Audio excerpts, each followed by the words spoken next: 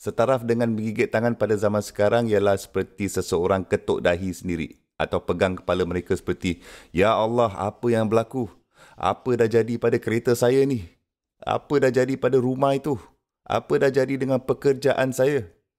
Pada saat yang amat mengejutkan itu, apabila anda benar-benar penuh dengan penyesalan, kemudian ungkapan dalam bahasa Arab lama digunakan untuk menggigit tangan. Jadi kalau anda tidak biasa menggigit tangan anda, ini tidak bermaksud bahawa anda tak faham-faham tentang ayat ini, kan? Tapi saya memberitahu anda, pada hari penghakiman, kekecewaan yang dilalui oleh seseorang membuatkan mereka melakukan perkara-perkara yang tidak rasional. Dan anda mungkin mengalami beberapa perkara itu jika anda mengenali orang yang sebagai contoh benar-benar tertekan, desperate, stres, atau mereka berdiri di luar bilik hospital, terdapat ahli keluarga ke di dalam pembedahan, dan mereka tunggu di luar dengan penuh keresahan. Adakah mereka boleh duduk dengan diam? Tidak, kan? Mereka jalan-jalan ke sana ke sini, ke hulu ke hilir, dan memegang tangan mereka seperti ini. Mereka tidak boleh duduk diam. Mereka sentiasa membuat gerakan. Mereka berada dalam keadaan tidak senang. Atau mereka memegang mulut mereka ketika mereka mendengar berita itu. Hari penghakiman kelak, Allah Azza wa Jalla menerangkan orang ini akan menggigitkan tangannya. Kedua-dua tangan, bukan satu je. Yadaihi. Dia akan menggigit kedua-dua tangannya. Tapi mengapa dia terkejut dan mengapa dia menyesal? Dia ni sendiri akan berkata, dan Allah Azza wa Jalla menerangkan kepada kita, yaqulu ya laitani takhaztu ma'a rasuli sabila. Kalaulah aku telah mengambil jalan, jikalaulah aku hanya mengambil gaya hidup seperti Rasulullah sallallahu alaihi wasallam. Okey, kamu tengokkan ini. Dia tak katakan ya laitani amantu bir rasul. Bukan macam itu, kan? Jika aku percaya kepada Rasul, bukan, kan?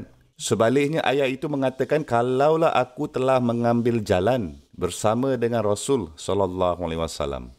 Apa yang sedang diketengahkan di sini adalah bukan kita hanya menerima Rasulullah sallallahu alaihi wasallam yang sememangnya sudah kita lakukan, alhamdulillah kita sudah terima. Tapi sebenarnya kita memilih gaya hidup lelaki ini sallallahu alaihi wasallam.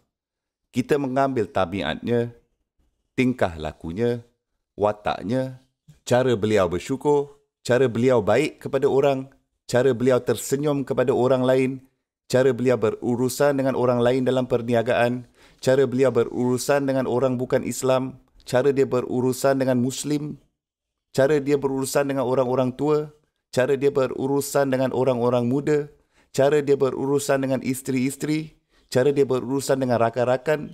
Ini semua adalah jalan beliau. Ini adalah sabil. Kalau terjemahan moden, sabil jika anda mahu, ini bukan terjemahan linguistik. Tapi ini adalah terjemahan sosiologi. Adalah gaya hidup, lifestyle. Kalaulah saya mempunyai gaya hidup seperti Rasul sallallahu alaihi wasallam, jika saya hidup seperti beliau hidup, jika saya mengambil jalan itu, tetapi perkataan jalan, sabil juga bermaksud sesuatu yang lain. Rasulullah sallallahu alaihi wasallam di satu pihak telah datang kepada kita untuk menjadikan kita orang yang lebih baik, untuk sedarkan kita betapa baiknya semua manusia boleh jadi. Dan selain daripada itu juga, beliau juga datang untuk meletakkan kami dalam satu mission, untuk tidak hanya menjadi orang yang lebih baik untuk diri sendiri, tapi juga untuk menolong seluruh umat manusia menjadi orang yang lebih baik. Dan itu adalah sebahagian daripada misi Nabi kita sallallahu alaihi wasallam. Dan itu satu jalan yang panjang, sabil.